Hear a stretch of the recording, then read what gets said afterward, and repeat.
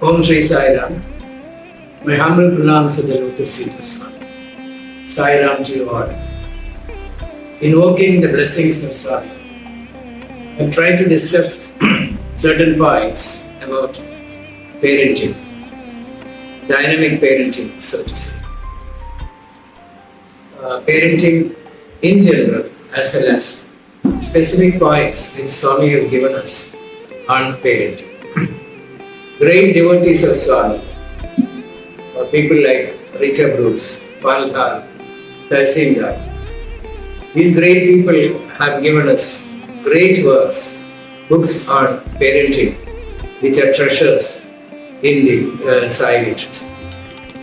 Many years ago, Swami made a very particular, important statement that he said, if nations have to prosper, improvements should start with the parents. Without harmony and peace at home, nations cannot prosper. So, all the good things should start in the family, and the responsibility is with the parents. When we look at the scenario today, we are actually astonished to see how prophetic Swami's statement was. Everybody says today that there is a crisis. Almost everyone says that we are passing through periods of crisis. But each person has his own definition for this crisis. We say economic, financial, cultural, social, political, and even spiritual. But many years ago, Swami said, when there is a crisis, it is a crisis of character. And he very emphatically said that all crisis is crisis of character. And he said the only remedy for the crisis is improvement in the character, the quality and human excellence. And he very particularly said that this can be achieved only through dynamic parenting. Now, we all know that parents have to reorient themselves to the new ways of parenting because we are now living, as Alvin Toffler put it, in a period of high-speed revolution. So parents have to reorient themselves to the new ideas that is happening in this world. So Swami said, improvement, transformation of character is the only remedy, the only cure for the contemporary crisis. So how can we achieve this transformation of character? And Swami again said that we have to cultivate, generate, and bring about a generation of people with value-based personalities. And how can we achieve this aim? And that is why Swami has given us the great gift, the great boon to the world, that is education in human values. Now, education in human values aims at bringing about all the great values that are inherent in every human being. And therefore, Swami gave us the 5 cardinal values, a unique gift to mankind. Swami defined the great 5 cardinal values like truth, righteous conduct, peace, love, and non-violence. And Swami again told us that these values are not something that are external. And he said, that every individual is born with these values within them. And during the course of their lives, the purpose of education is to bring forth these cardinal values that are inherent within every individual, so that these values are reflected in the way a person thinks, feels, and behaves. Thinking, feeling, and behavior. All the cardinal values should find their expressions in the thinking, feeling, and behavior domain of the individuals.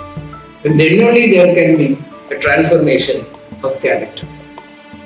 Now, this can be achieved only through proper education by the parents, because the academic scenario, formal education, may not be conducive to this progress in the human being towards human excellence.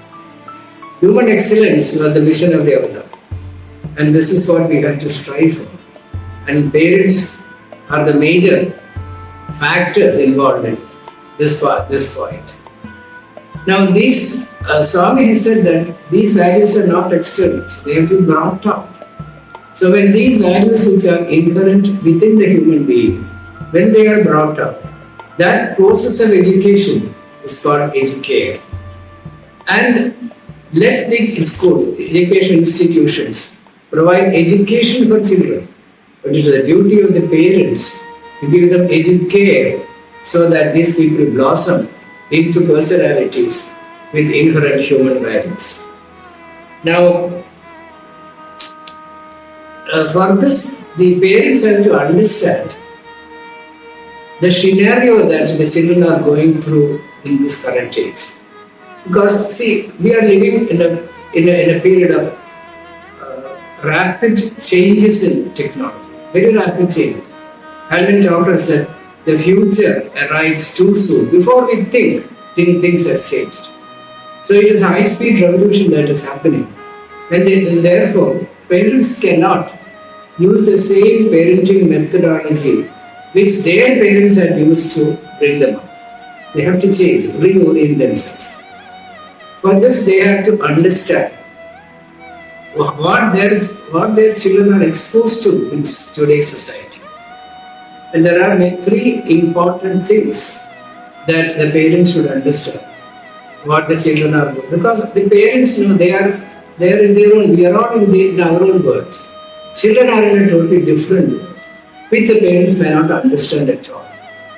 So they have to understand. First, we have to reorient our thinking into finding out what is happening outside.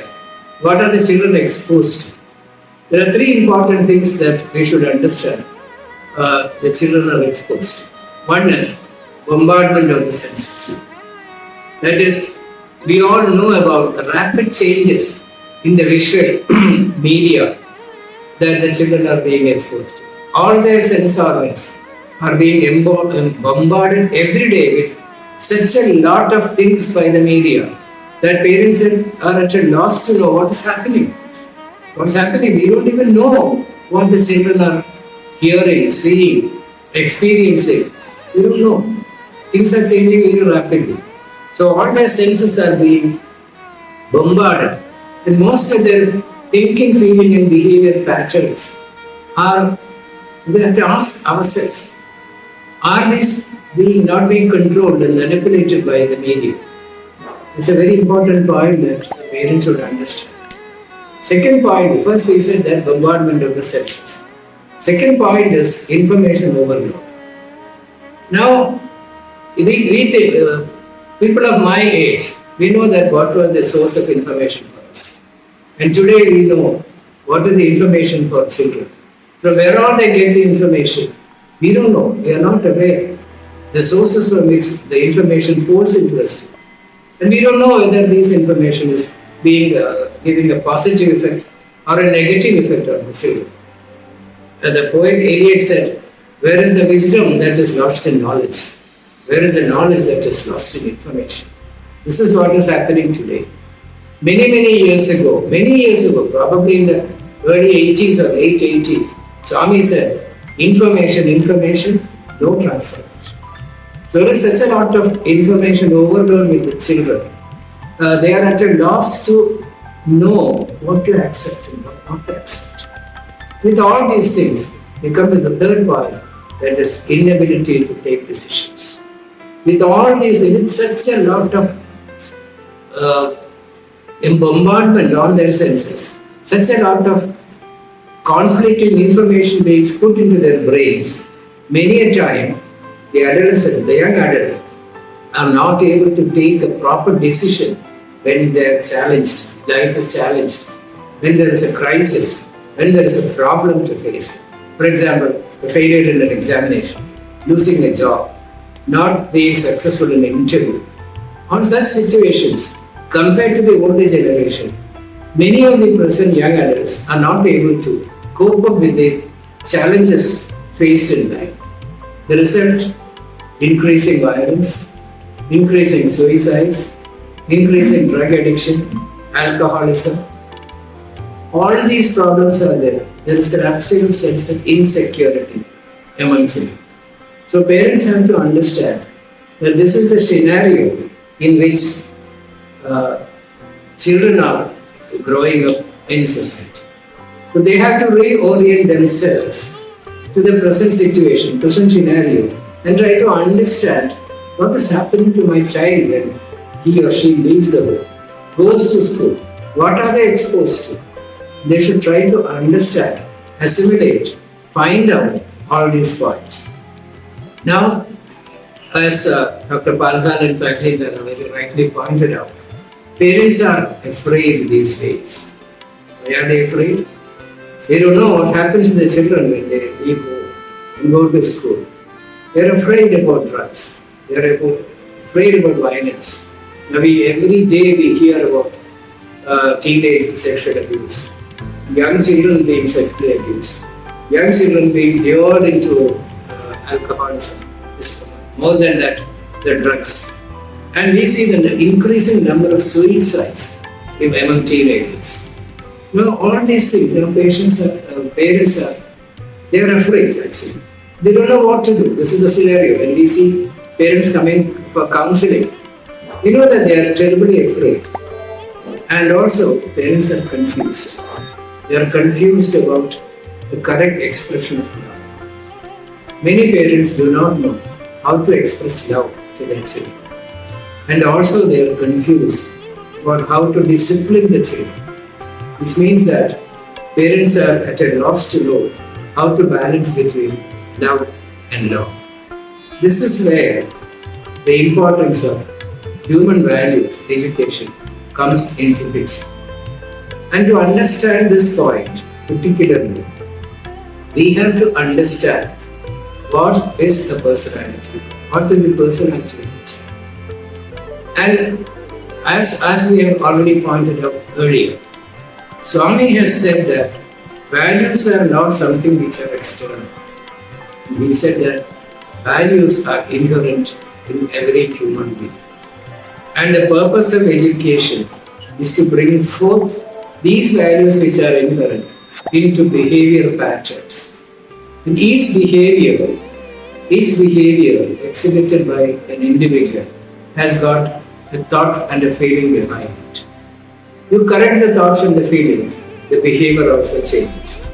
Behaviors say that you change the behavior and the thought and feelings also changes. Whatever it may be, Swami has given us a very concrete point, a concrete prescription, a concrete syllabus for what is to be done. That is the education in human values.